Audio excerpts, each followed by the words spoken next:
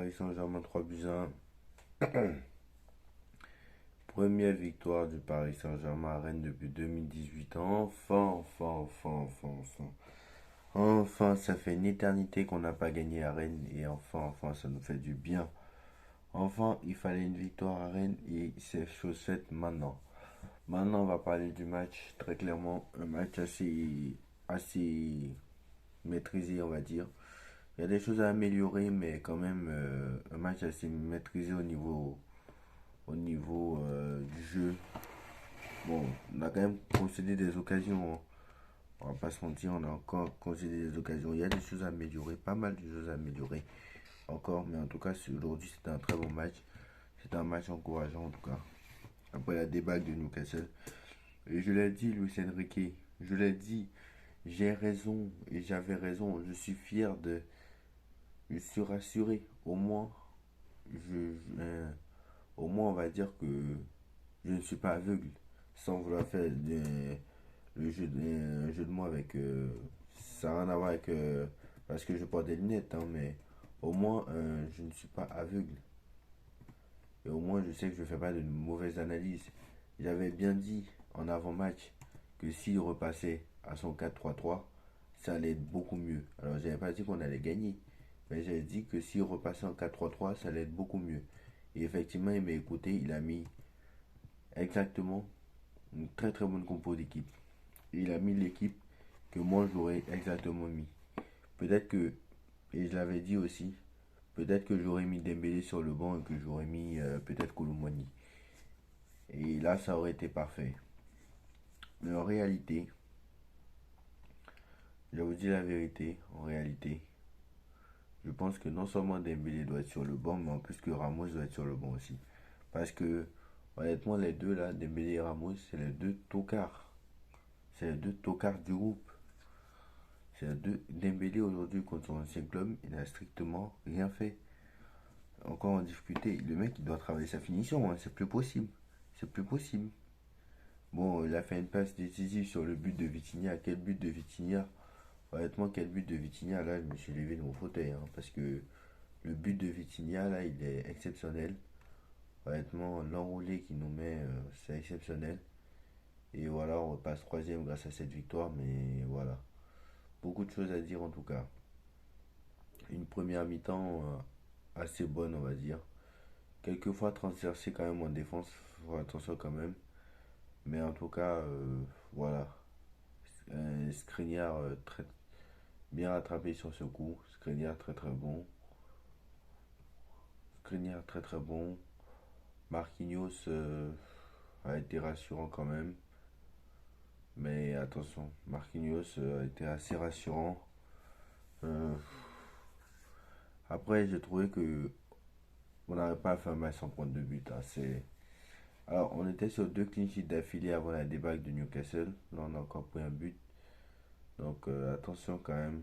Bon, après, je pense qu'on pouvait rien faire sur le but quand même. Même si la défense, je trouve qu'il pourrait mieux faire sur le but, mais Donnarumma, de son côté, il peut rien faire. Donnarumma, un match assez moyen quand même. J'ai trouvé un meilleur Donnarumma. Donc, globalement, au niveau du jeu, ça a été pas mal.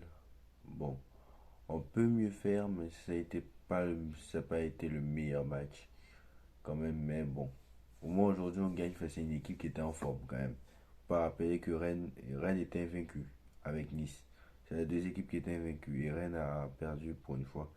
Et donc il reste que Nice qui est invaincu en Ligue 1. Donc vu que Paris a perdu aussi, justement face à Nice au Parc des Princes. Donc voilà, je trouve que voilà, enfin, 5 ans sans gagner à Rennes. Honnêtement. Et là aujourd'hui, au moins, on a montré nos couronnesses. Fier de le dire.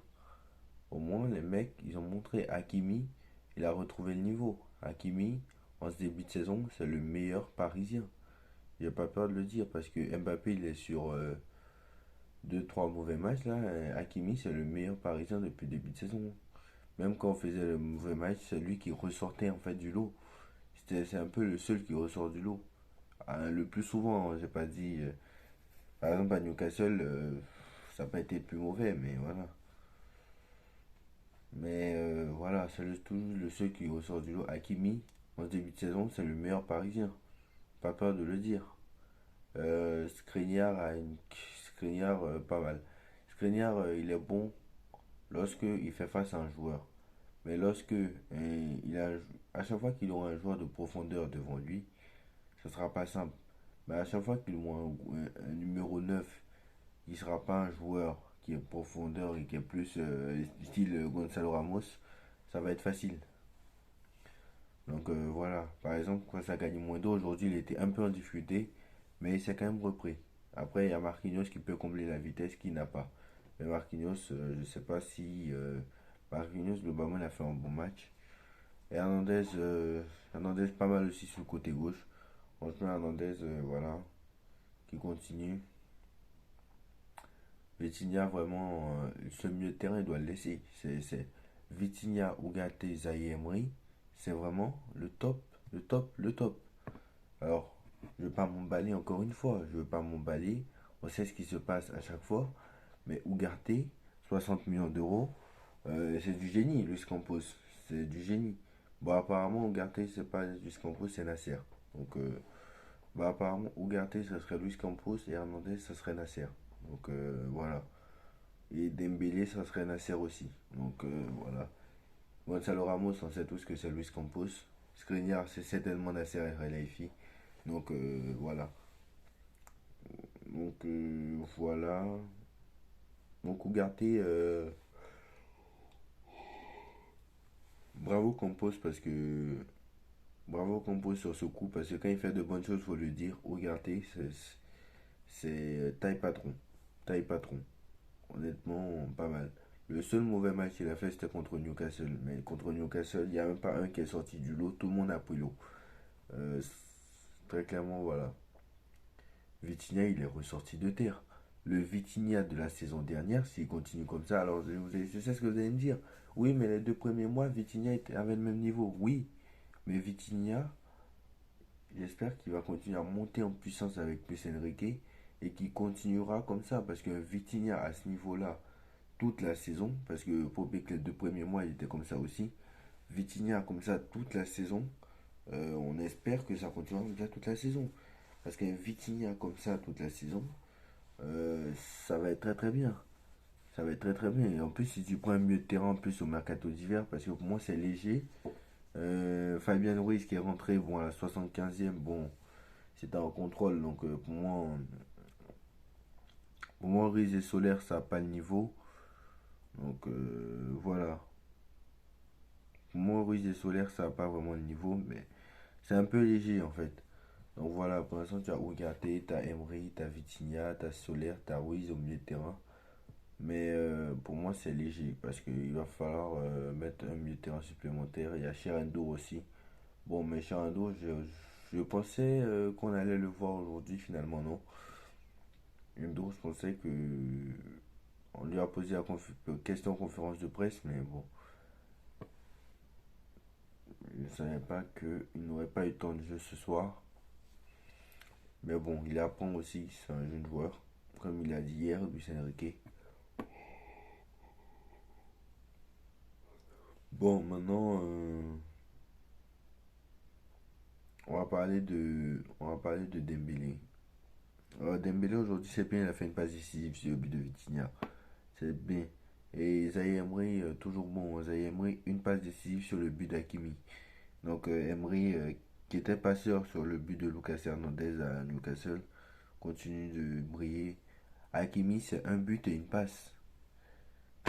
Vitinha, c'est un but. Dembélé, c'est une passe. Colomani. Colomani a fait un bon match globalement. Colomani est rentré sur son premier ballon, il a marqué.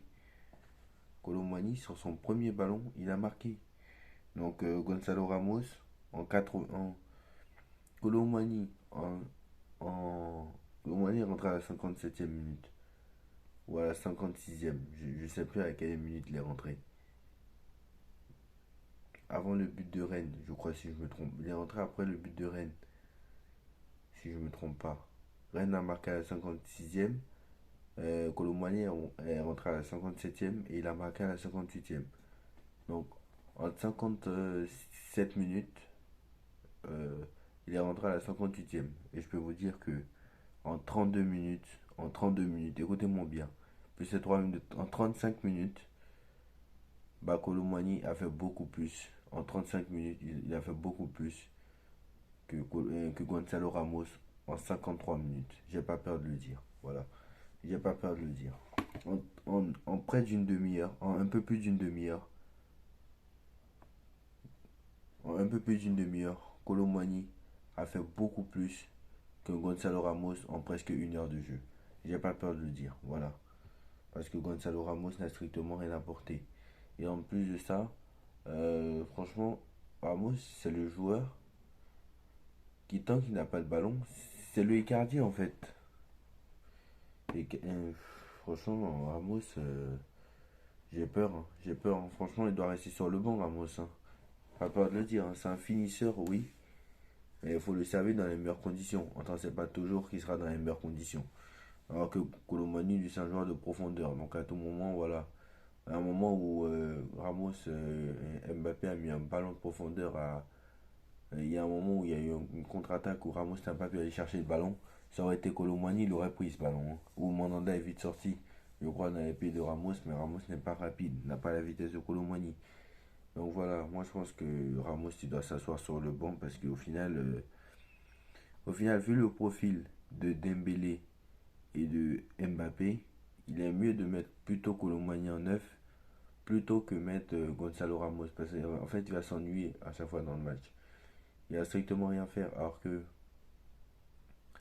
si tu as peut-être les Barcola en attaque, parce que au final, à part Gonzalo Ramos, tu as des profils en fait de vitesse, de profondeur. Tu as plus des profils pour jouer en contre-attaque que pour jouer en possession, j'ai l'impression.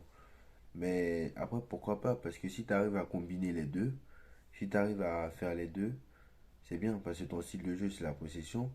Mais en même temps, si tu as des joueurs assez rapides aussi qui peuvent t'amener de la profondeur, c'est assez pas mal. Et si tu arrives à combiner les deux, comme je le dis toujours, ça peut être vraiment pas mal.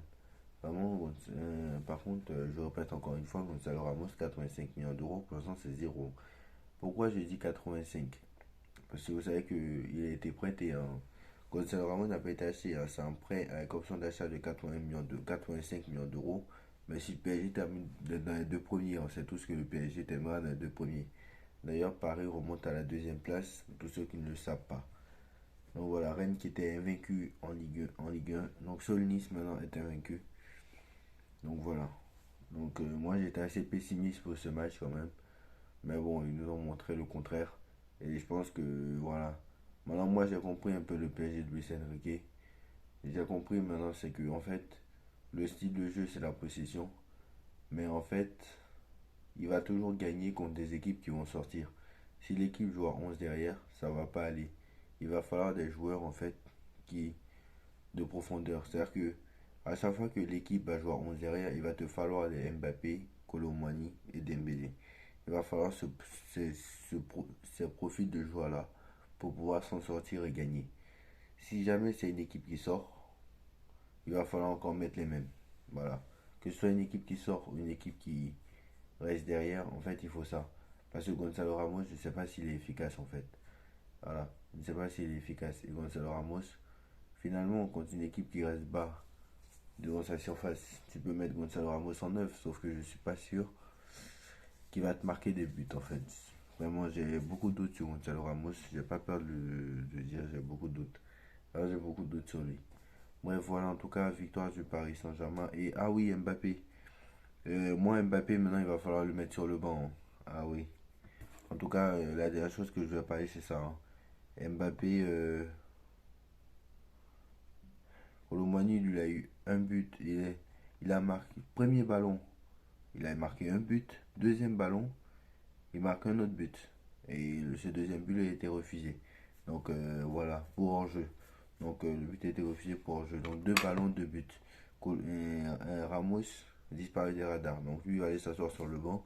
Maintenant Mbappé aussi, tu vas t'asseoir sur le banc. Parce que honnêtement, Mbappé,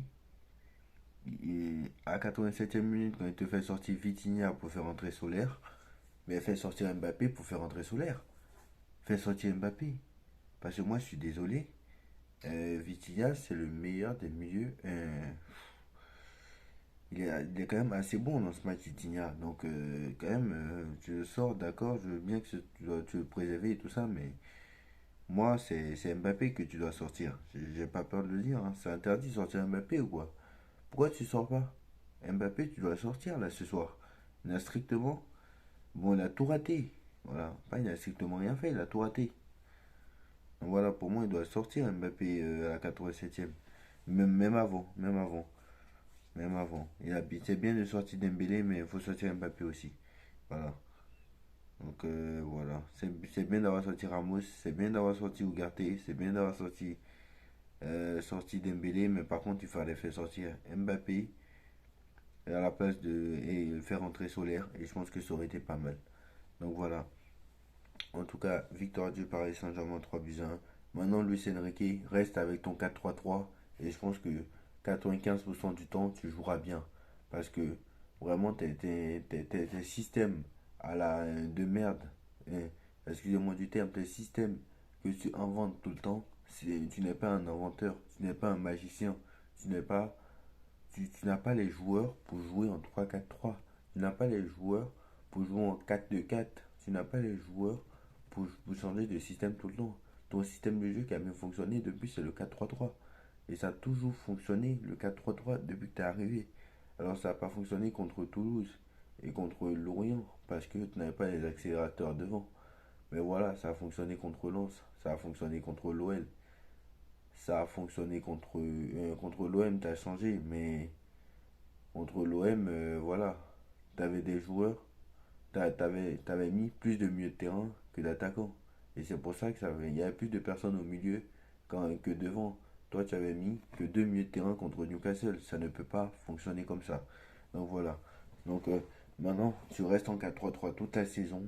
Tu me mets, euh, tu me mets ce Dembélé sur le banc et tu me fais rentrer ton Barcola. Tu me mets ce Dembélé sur le banc. Tu mets surtout le Gonzalo Ramos sur le banc et tu me fais rentrer le Commandant Golomani et je pense qu'on sera bon. Même à la limite, tu me laisses Dembélé, moi ça me dérange pas trop. Mais tu m'enlèves Ramos parce que je sens que le mec, ça va être compliqué pour lui. Bref, voilà. Dites-moi en commentaire ce que vous en pensez. On like, on partage, on commente, on s'abonne. On se retrouve très très vite pour une nouvelle vidéo. Allez Paris, tchuss.